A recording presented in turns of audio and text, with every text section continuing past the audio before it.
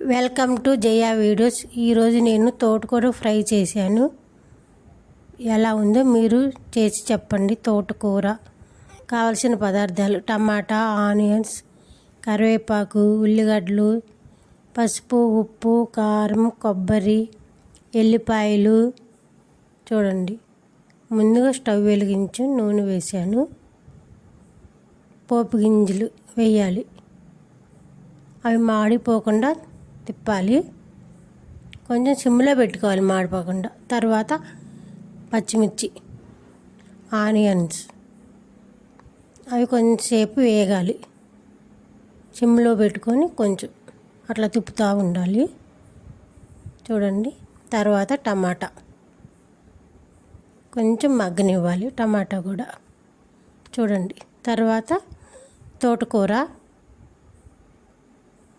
తర్వాత ఉప్పు వేసాను, పసుపు అన్నీ వేసి కొంచెం అట్లా తిప్పాలి, పైకి కిందకి అన్నీ కలిసేటట్టు. చూడండి నేను ఎలా తిప్పుతున్నాను. తర్వాత మూత పెట్టి మగ్గనివ్వాలి. కొబ్బరి, ఎల్లిపాయ, కారం 3 మిక్సీలో వేసి గ్రైండ్ చేసుకున్నాను. చూడండి, ఆ కారం తోటకూర మగ్గినాక చూడండి ఎలా మగ్గింది. ఆ కారం దాంట్లో వేసుకొని తిప్పాలి. అంతా కలిసేటట్టు తిప్పుకోవాలి.